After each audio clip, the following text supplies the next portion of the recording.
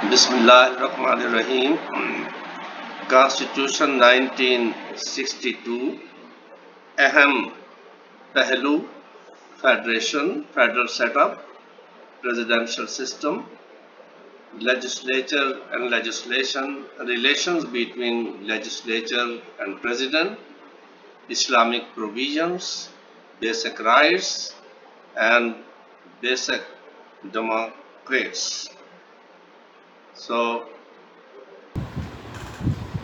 بسم اللہ الرحمن الرحیم۔ السلام علیکم۔ آج کی نشست میں ہم 1962 کے دستور کے اہم پہلوؤں پر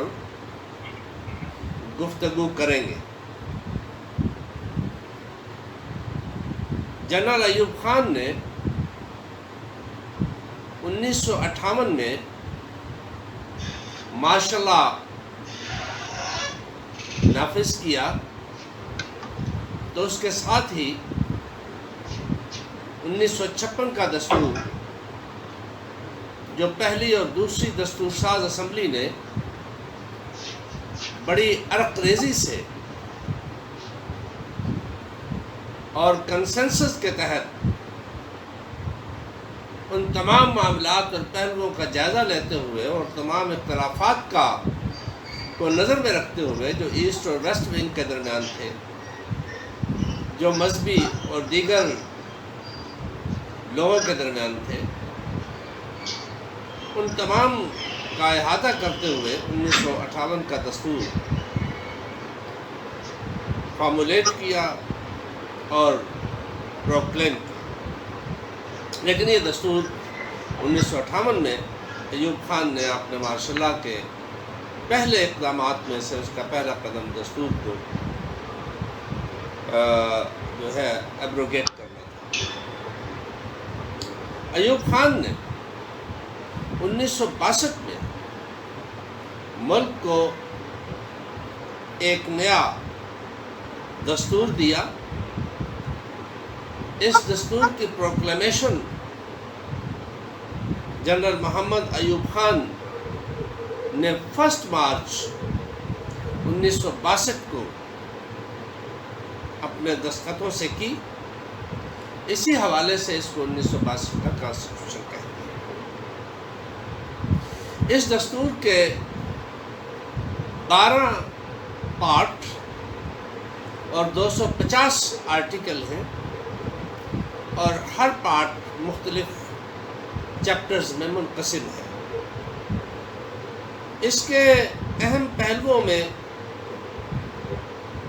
یا اہم نکات میں یہ کہا جا سکتا ہے کہ یہ ریٹن کانسٹیٹیوشن تھا، اور اس دستور میں فیڈرل سیٹ اپ اختیار کیا گیا۔ اسلامی پروویژنز کا بھی خیال رکھا گیا، اور بہت اہم قدم صدارتی نظام کو اختیار کیا، اور قانون ساز فیڈریشن کے لیے اس میں یک ایوانی قانون ساز کا انتخاب کیا گیا، اور ایک اہم ادارہ basic democracy system, basic democrats, جس نے پورے الیکٹورل کالج کا کے فرائض سر انجام دینے تھے، وہ اس میں اس کو رکھا گیا۔ اور یہ ادارہ جو کہ بیسک ڈیموکریسی کا ادارہ تھا، اس ادارے کے 80,000 ممبران، جو 40,000 ویسٹ پاکستان میں اور 40,000 ایسٹ پاکستان میں تھے، انہوں نے پریزیڈنٹ کا، نیشنل اسمبلی کا، رسپیکٹو پروونشل اسمبلی کا انتخاب بھی کرنا تھا، اور ساتھ ہی انہوں نے اپنے بلدیاتی نظام کے بھی اہم ایکٹر تھے۔ یہ اس کے جنرل ہم کہہ سکتے ہیں کہ چیزیں تھیں۔ فیڈرل سسٹم اس میں ذرا 1956 کے دستور سے تھوڑا سا مختلف تھا۔ اس کے آرٹیکل 1 میں سب سے پہلی بات جو اس کانسٹیٹیوشن کی تھی کہ اس کا نام ریپبلک آف پاکستان رکھا گیا، پاکستان کا نام ریپبلک آف پاکستان رکھا گیا آرٹیکل 1 کے ذریعے سے۔ آپ کے علم میں ہے، آپ جانتے ہیں کہ اس سے قبل 1956 کے کانسٹیٹیوشن میں اسلامک ریپبلک آف پاکستان اس کا نام تھا، اور 1973 کے کانسٹیٹیوشن میں بھی اسلامک ریپبلک آف پاکستان۔ یہ دونوں کانسٹیٹیوشن جو ہے کانسٹیٹیوئنٹ اسمبلیز نے پاس کیا، جبکہ 1962 کا کانسٹیٹیوشن جو ایوب خان نے دیا اس میں ریاست کا نام ریپبلک آف پاکستان تھا۔ اور آرٹیکل 1 کی کلاس 2B اس میں یہ کہا گیا کہ اس کے 2 صوبے ہوں گے، ایک ایسٹ پاکستان اور دوسرا ویسٹ پاکستان۔ اور آرٹیکل 1 کلاس 2 کی جو 2B میں اس بات کو شامل کیا گیا کہ وہ ریاستیں جو الحاق کے ذریعے سے، یا وہ علاقے جو الحاق کے ذریعے سے یا دیگر ذرائع سے پاکستان کے ساتھ شامل ہوں گے یا پاکستان کے ساتھ آئیں گے، ان کی اس میں وہ پروویژن رکھی گئی کہ وہ اس میں شامل ہو سکتے۔ یہ کیونکہ اس وقت کشمیر کے ایکسیشن کا مسئلہ تھا، دیگر مسائل تھے، تو اس لیے یہ پروویژن اس میں موجود تھی۔ یہ پروویژن ہمارے 1956 کے کانسٹیٹیوشن میں بھی موجود تھی۔ اب اس میں جو اہم بات ہے کہ فیڈرل سسٹم میں یہ ہوا کہ 2 صوبے ایسٹ پاکستان اور ویسٹ پاکستان۔ اس سے قبل آپ جانتے ہیں ایز یو نو کہ 1956 کے کانسٹیٹیوشن میں 5 صوبوں پر وفاق مشتمل تھا، ایسٹ پاکستان، پنجاب اور NWFP جو کہ موجودہ KPK ہے، سندھ اور بلوچستان، یعنی کہ ویسٹ پاکستان 4 صوبوں میں منقسم تھا اور ایسٹ پاکستان 1 صوبہ، اور 5 صوبے ہمارے 1956 کے کانسٹیٹیوشن، جبکہ 1962 کے کانسٹیٹیوشن میں صرف 2 صوبے دیے گئے، اور وہ ایسٹ پاکستان اور ویسٹ پاکستان۔ اور ویسٹ پاکستان کو جو ہے اس کو ہم کہتے ہیں 1 یونٹ سسٹم جو ہے اس میں دیا گیا۔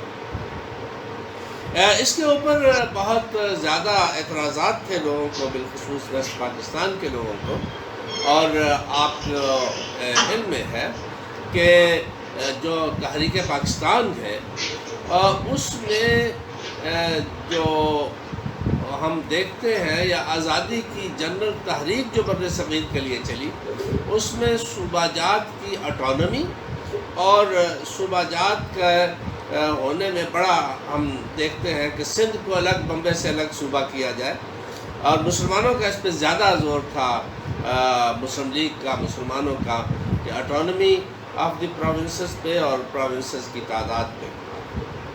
اور آپ یہ دیکھیے تقسیم بنگال جو ہے وہ اس کے اوپر ہوئی، ڈیسنٹرلائزیشن کمیشن 1906 ہے، 1909 کی ریفارمز ہیں، اور پھر آپ دیکھتے ہیں لکھنؤ پیکٹ ہے جو کہ اس وقت کی پولیٹیکل پارٹیز کے درمیان ہوا، 1919 کی ریفارمز ہیں، قائد اعظم کے نکات، نہرو رپورٹ، 1935 کا act, Simon commission, cabinet mission, یہ تمام اس بات کی گواہی دیتے ہیں کہ جو انڈین مسلم لیگ اور مسلم لیڈرشپ جو ہے وہ زیادہ پروونسز کے حق میں تھی، اور وہ اٹانومی آف دی پروونسز کے حق میں تھی۔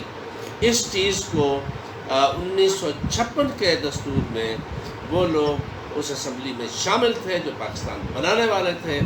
فرسٹ اور سیکنڈ کانسٹیٹیوئنٹ اسمبلی نے اسی بنیاد پر 5 صوبوں کا رکھا تھا، لیکن 1962 کے کانسٹیٹیوشن میں ان کو صرف 2 صوبوں پر لے آئے، جس کے اوپر بہت زیادہ تنقید کی گئی، اور اس کے ساتھ ہی صوبوں کی اٹانومی جو ہے وہ محدود کر دی گئی، میکسیمم پاور جو ہے وہ صدر کو دے دی گئی، ایمرجنسی پاور کی شکل میں بنیادی حقوق بھی معطل ہو جاتے تھے۔ تو یہ صوبہ جات کی اٹانومی کو نظر انداز کرنے پر بہت سے اختلافات موجود تھے۔ یہ 1962 کے کانسٹیٹیوشن کا اہم پہلو ہے۔ 1962 کے کانسٹیٹیوشن کا دوسرا اہم پہلو یہ ہے کہ صدارتی نظام اختیار کیا۔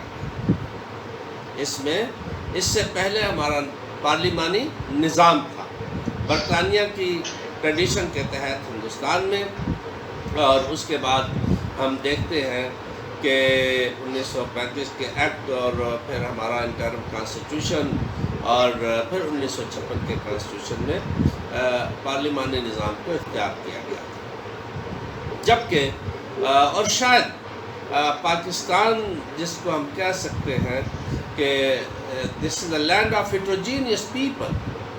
You can find many races, colors, ethnic group, region, religion. So this is a land of heterogeneous people. So by accepting this reality, excuse me, by accepting this reality, ہم نے پارلیمانی نظام کو اختیار کیا تھا۔ 1962 کے دستور میں ایوب خان نے پارلیمانی نظام کی بجائے صدارتی نظام کو اختیار کیا۔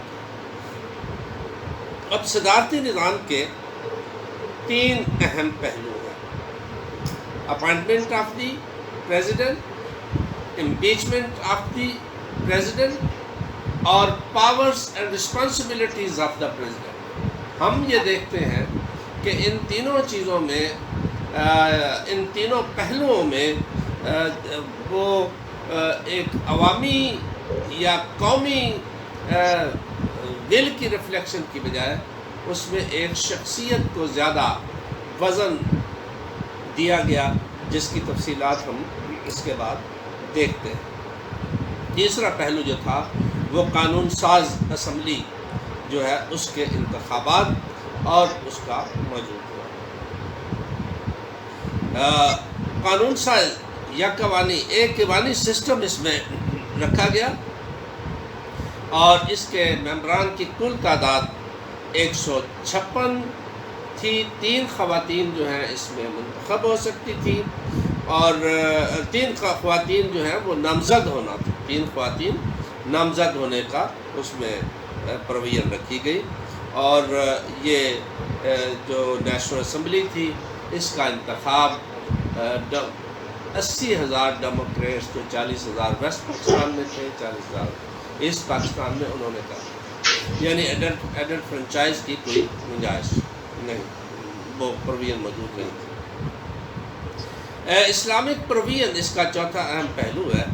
تو اسلامک پروویژن میں ہم یہ دیکھتے ہیں کہ ان کو بیان کیا گیا، لیکن وہ پریمبل میں رکھ دی گئی، اور پریمبل کو کانسٹیٹیوشن کا ایکٹیو حصہ نہیں تصور کیا جاتا تھا۔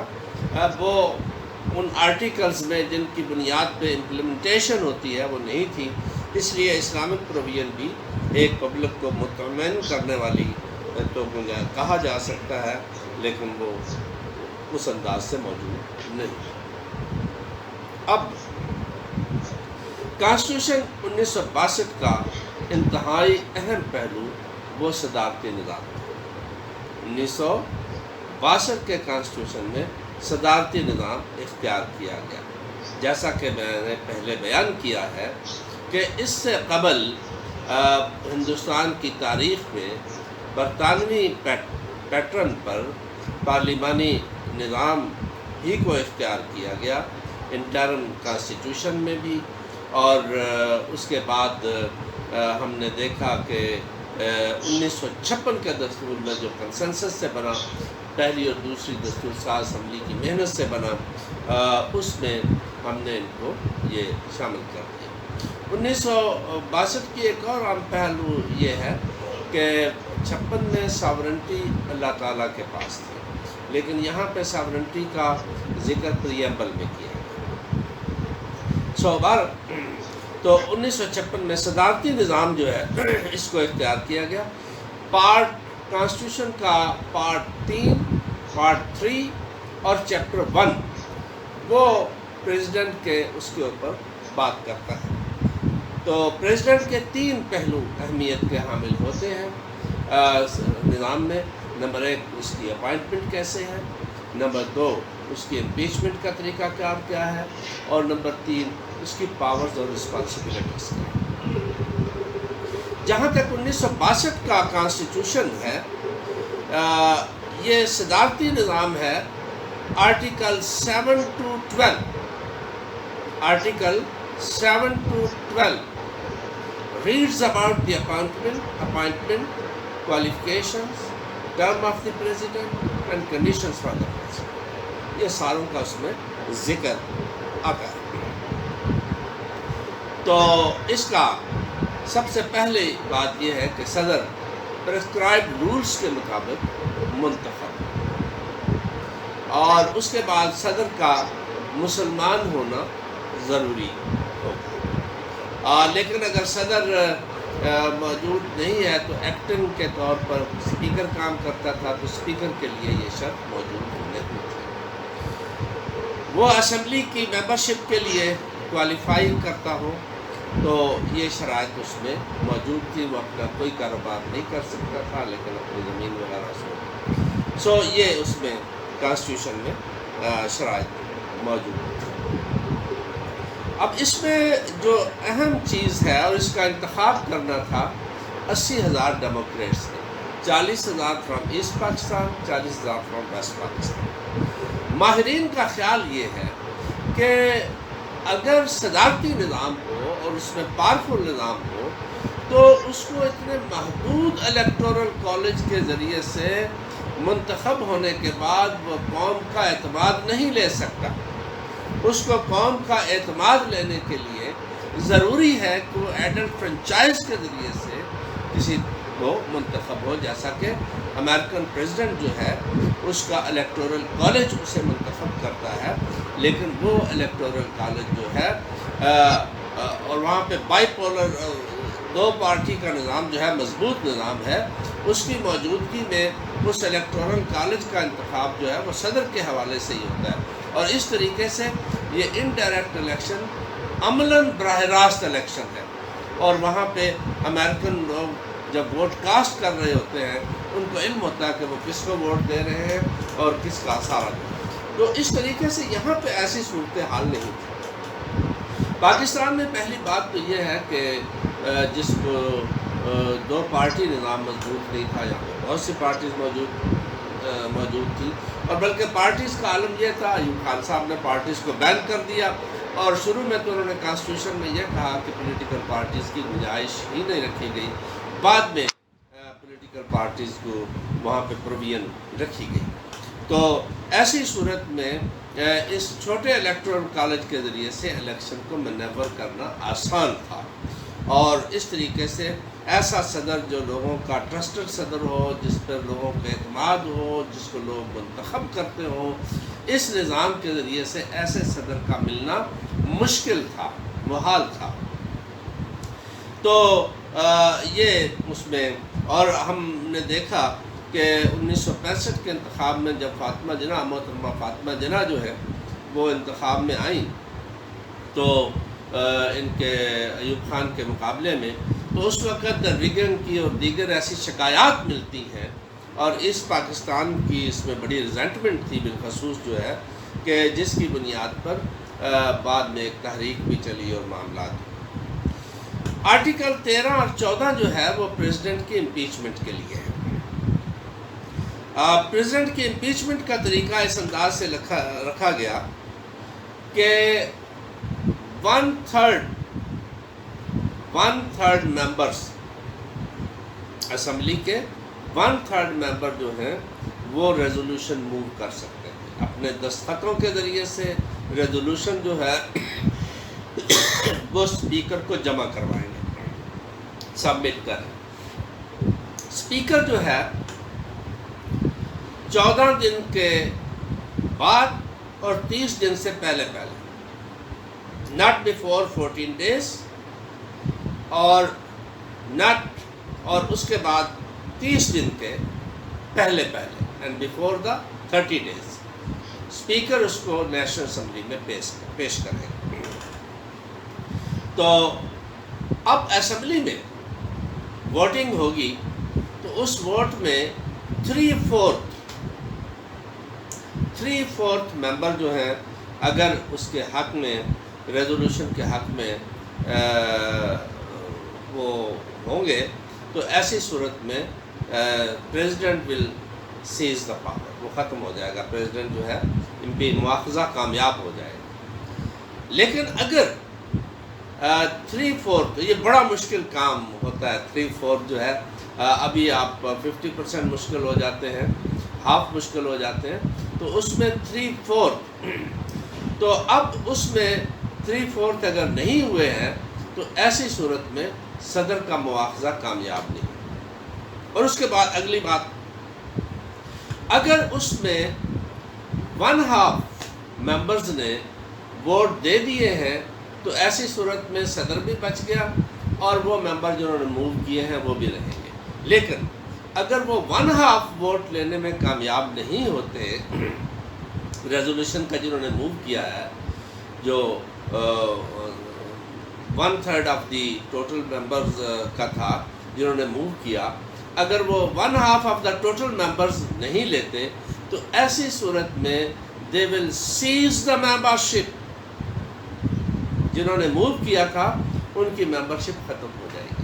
یہ ایک بڑی انوکھی سی چیز اس کانسٹیٹیوشن میں تھی، یعنی امپیچمنٹ ان ادر ورڈز ایک ناممکن اس میں موجود تھی.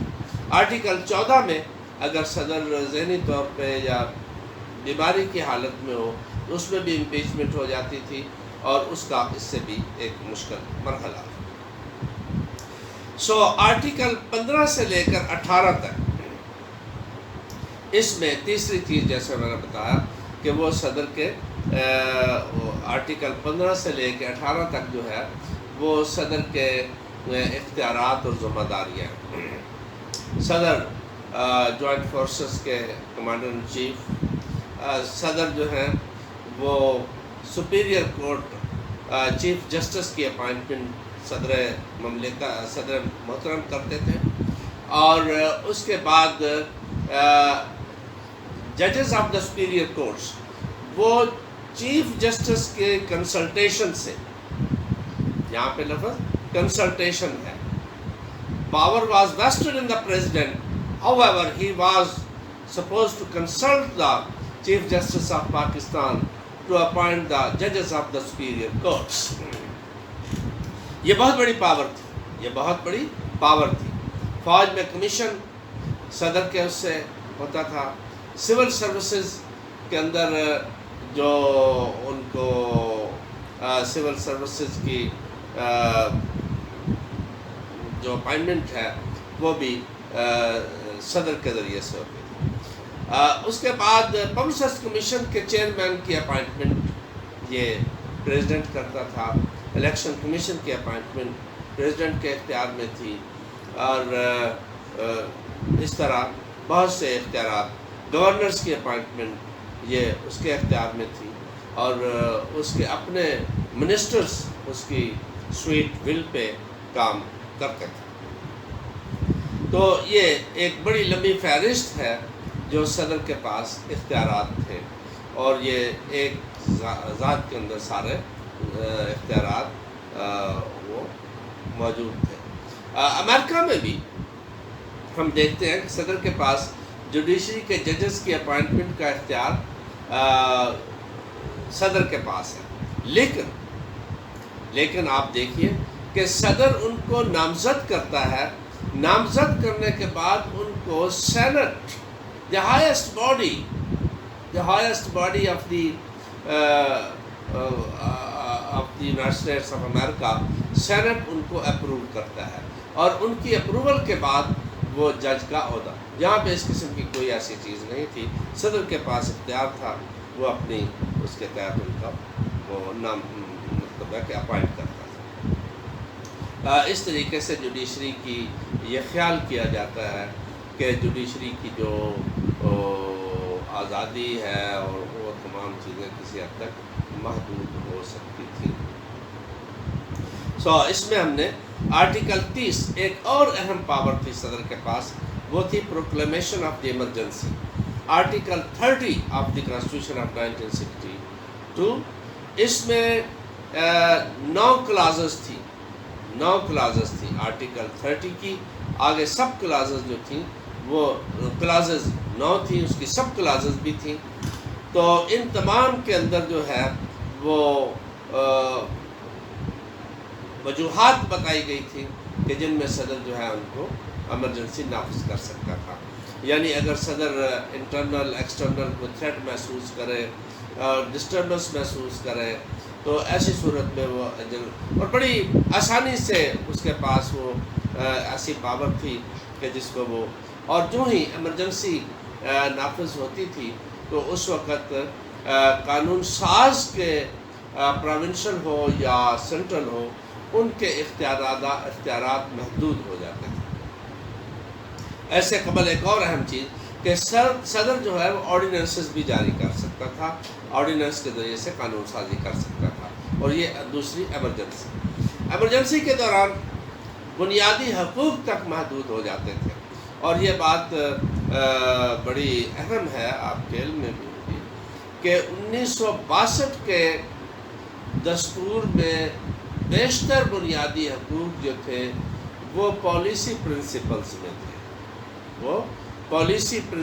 میں تھے کہ ان کو ایز اے پالیسی یا ڈائریکٹو پرنسپلز میں تھے، ان کو عملی طور پہ آرٹیکل سے تحفظ حاصل نہیں تھا۔ اس طریقے سے یہ کانسٹیٹیوشن، جس میں کانسٹیٹیوشن کی اپائنٹمنٹ، جس کے ذریعے سے صدر کے منتخب ہونے کے زیادہ امکانات تھے، اور امپیچمنٹ جس میں صدر کی مشکل ترین رکھی گئی، جس میں صدر کو بہت لامحدود اختیارات موجود تھے، اور صدر جو ہے وہ قانون سازی میں بھی اس سے، جس کو ہم قانون سازی کے لیجسلیچر میں جس کے اوپر ہم گفتگو کریں گے کہ وہ کیسے اس میں صدر کے پاس کون سے اختیارات تھے، تو اس طریقے سے اس کانسٹیٹیوشن کو بعض لوگوں نے constitution of the president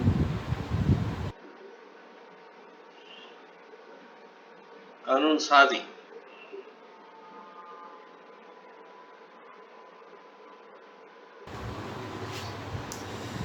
constitution 1962 کی جو اہم پہلو اور اہم ادارہ جو تھا وہ لیجسلیشن پروسیس اور لیجسلیچر تھی۔ اس میں یک ایوانی، ایک ایوان کا، اور فیڈریشن میں نارملی جو سجیسٹ کیا جاتا ہے وہ 2 ایوانی مقننہ سجیسٹ کی جاتی ہے، کیونکہ 2 ایوانی مقننہ میں ایک تو افراد کی ریپرزنٹیشن ایک میں ہو جاتی ہے ایک ہاؤس میں، اور دوسرے ہاؤس میں یونٹس کی ریپرزنٹیشن ہو جاتی ہے۔ لیکن یہاں پہ کیونکہ ایوب خان نے ایڈلٹ فرنچائز کو اختیار ہی نہیں کیا تھا 1962 کے دستور میں، 1962 کے دستور میں ایڈلٹ فرنچائز کو اختیار ہی نہیں کیا گیا تھا، ڈیموکریٹس کے ذریعے تھا، 40,000 ادھر سے 40,000 ادھر سے، یعنی اونلی 40,000 پیپل انہوں نے اپنی پروونس کو کرنا ہے، دوسرے طرف سے 40,000 نے اور 80,000 نے دونوں ونگز کے ملا کے جو ہے وہ اس کو کرنا تھا۔ اس میں ہم یہ دیکھتے ہیں کہ article 19 constitution 1962، there shall be a legislature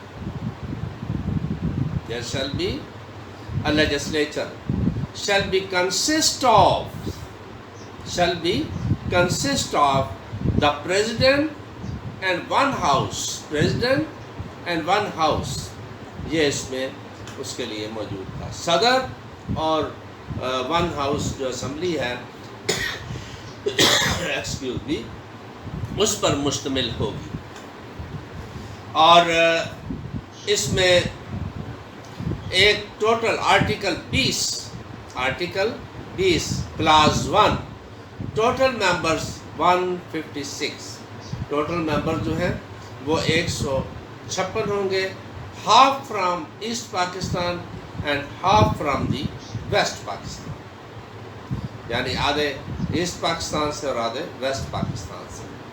اور article 20 class 2 3 seats for women were reserved. Article 20 کی کلاس 2 میں ہم یہ دیکھتے ہیں وہ اس کا 3 خواتین.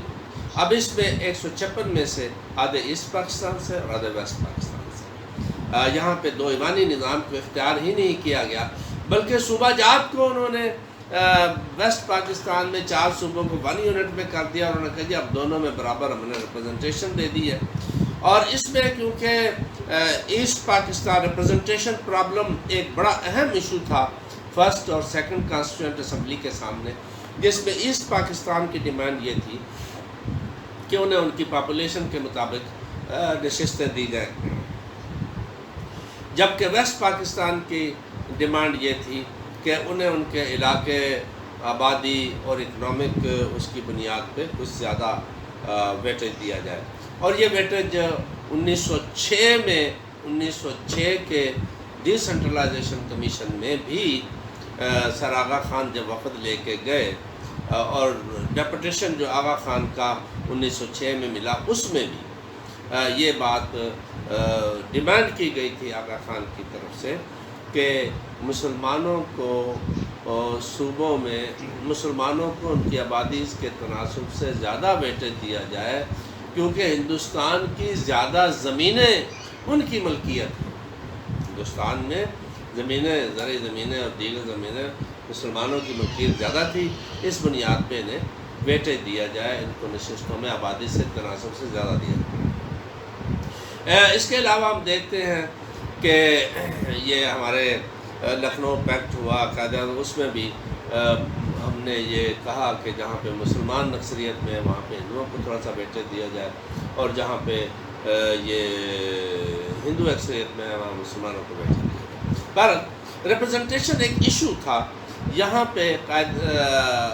1962 کے کانسٹیٹیوشن میں عوامی جو ول تھی اس کو نظر انداز کر دیا گیا، اور انہوں نے ایک ایوانی نظام اختیار کیا، اور ایک ایوان میں دونوں ونگ سے ایکول نشستیں جو ہیں ان دونوں کو دے دی گئیں. اور ان کا انتخاب بھی ایڈلٹ فرنچائز کے ذریعے سے نہیں تھا کہ ہر صوبے میں 40,000 رسپیکٹو ان کے ڈیموکریٹس جو تھے انہوں نے کرنا تھا. Only 40,000 people were supposed to decide the fate of the people. So یہ بھی اس کے اوپر بھی بڑا اعتراض تھا کہ اسمبلی نہ ہی تو پریزیڈنٹ ایڈلٹ فرنچائز سے ہے، اور نہ ہی جو ہے وہ اسمبلی ایڈلٹ فرنچائز سے ہے، اور نہ ہی پروونشل اسمبلیز ایڈلٹ فرنچائز سے ہیں. اس طریقے سے اس میں لوگوں کی ڈیسیژن میکنگ پروسیس میں پارٹیسپیشن پراپر نہیں ہے. سو ان دا جو پریزیڈنٹ کا انتخاب who is the most powerful man in the state according to the constitution of the 1962، اس میں بھی وہ ڈیموکریٹس کے ذریعے تھا، اور اسمبلی میں بھی اسی طریقے انہوں نے منتخب کرنا تھا. اب اس میں 3 چیزیں ہیں کہ اسمبلی کا اپنا کس کے رحم و کرم پہ ہے. Article 23 to 30 constitution 1962، article 23 to 30 جو ہے وہ ہم یہ دیکھتے ہیں کہ یہ لیجسلیچر اور صدر کے درمیان ریلیشنز کو بیان کرتا ہے، ان کے ریلیشنز کو بیان کرتا ہے. تو آرٹیکل 23 جو ہے، President was empowered to dissolve the national legislature. President was empowered to dissolve the national legislature. یہ آپ دیکھیے بڑا یعنی پریزیڈنٹ جو ہے اس کا حصہ بھی ہے، اور لیجسلیچر کو وہ کسی وقت بھی جب چاہے ڈیزالو کرنے کا اختیار کرتا تھا، اسے ختم کر سکتا تھا. تو اگر وہ سمجھتا تھا اس کے ذہن میں کہ یہ صحیح، یہ بھی اس کی اپنی ججمنٹ تھی پریزیڈنٹ کی کہ according to his own judgment he was empowered to dissolve the legislature, and this clause was also criticized widely in the country, and intellectual class was also not in favor of this. However, G.W. Chaudhary, he was member of the Constitution Commission, but he later on he said usually that we were against this kind of clauses. These were included by the president himself. اور بھی بہت سی چیزیں انہوں نے کی political parties کے اوپر. وہ کہتا ہے جی ہمیں سیکنڈیں ہونی چاہیے، صدر خیال نہیں ہونی چاہیے، جیسا کہ میں نے بتایا کانسٹیٹیوشن نہیں تھی. بہرحال ہم ابھی لیجسلیچر کو دیکھتے ہیں. تو لیجسلیچر میں دوسرا معاملہ ہے قانون سازی کا. تو قانون سازی کے مسئلے میں صدر کے جو قانون سازی ہو جاتی تھی، پہلی بات تو یہ ہے کہ قانون ساز 1962 کے کانسٹیٹیوشن میں پرنسپل آف لیجسلیشن کے نام سے ایک وہ دیا گیا. دو، پہلا چیپٹر پارٹ 1 اور پارٹ 2 جو ہے، پارٹ 1 اور پارٹ 2 کانسٹیٹیوشن میں جو ہے وہ اس سے متعلق ہے، جس میں یہ پرنسپل ہے. Principle part 2 and 3، principle of legislation اور director principles. Principle of legislation میں دستور ساز کے لیے ایک فریم ورک دے دیا گیا کہ وہ اس فریم ورک کے اندر رہتے ہوئے قانون سازی کریں گے. بہرحال اس کے بعد جب وہ قانون سازی کر دیں گے تو اس صدر کے پاس 3 اختیار تھے. صدر کے پاس 3 اختیار تھے. نمبر 1، وہ اس کو اسینٹ دے دے، منظور کر دے. نمبر 2، وہ اس کو نامنظور کر دے. نمبر 3، وہ اس کو واپس بھیج دے. اب یہ اختیارات جو تھے، اگر اسینٹ ہو گئی تو معاملہ طے ہو گیا. لیکن بقیہ معاملات میں بڑے وہ تھی کہ اگر صدر اس کو اسینٹ نہیں کرتا تو ایسی صورت میں لیجسلیچر کے لیے 2/3 میجارٹی ریکوائرڈ تھی اس کو پاس کرنے کے لیے. اور اگر وہ بھی پاس کر دے اور صدر پھر اس میں نہ مانے تو پھر اس صورت میں ریفرینڈم. اور ریفرینڈم کنہوں نے کرنا تھا؟ 80,000 جو ہمارے ڈیموکریٹس تھے انہوں نے. اور اس کے بعد صدر اور لیجسلیچر میں اگر کسی ایشو پہ بھی کوئی اختلاف ہو جاتا ہے تو ایسی صورت، اور وہ ریزالو نہیں ہو رہا کسی طریقے سے، تو ایسی صورت میں صدر اس کو ریفرینڈم کے لیے بھیج سکتا تھا. اور ریفرینڈم میں جو ہے وہ 80,000 جو ہمارے ڈیموکریٹس تھے ان کا یس یا اور نو، یس اور نو، یس یا نو کی اس میں وہ اس کو دیں گے.